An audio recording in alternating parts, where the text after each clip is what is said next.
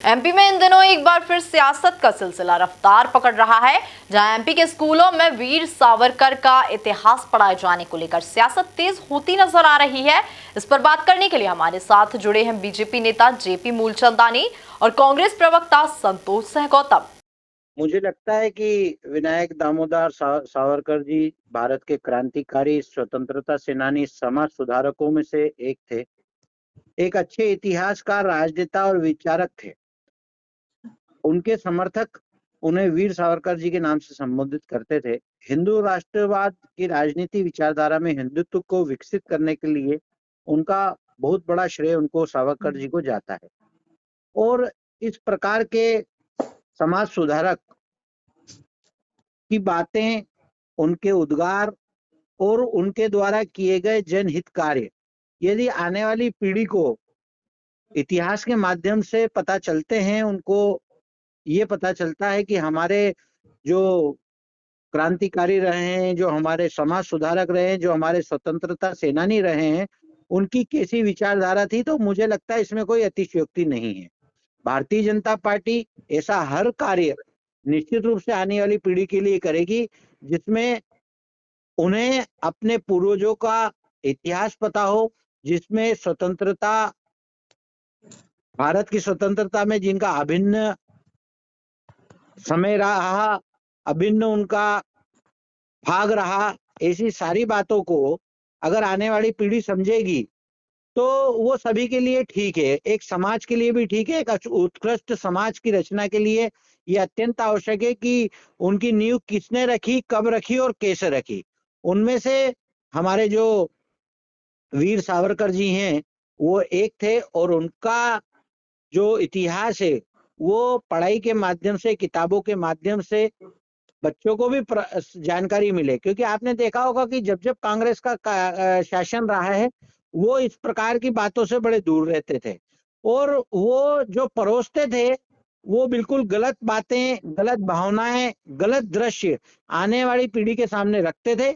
आपने देखा होगा कि स्वतंत्रता के बाद किस प्रकार से नेहरू जी प्रधानमंत्री बने, और जनता और उस समय के जो पदाधिकारी थे वो किनको चाहते थे, किसी से छुपा नहीं है।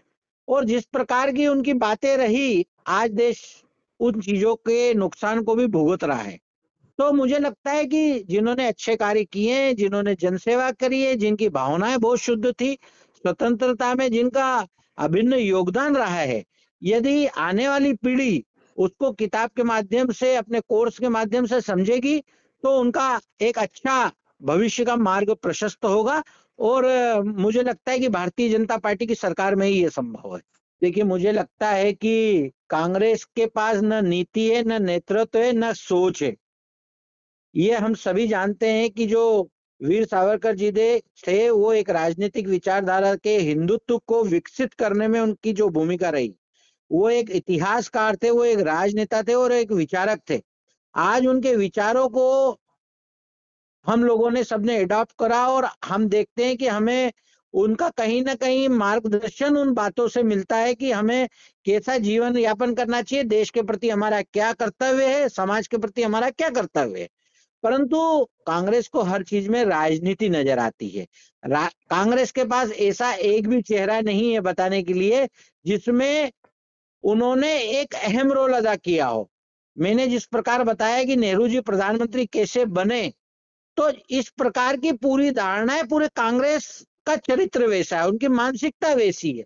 इसलिए जाके जिसकी भावना जैसी, प्रभु देखे मूर्ति तैसी, तो उनको हर चीज में कुछ ना कुछ गलत ही नजर आता है।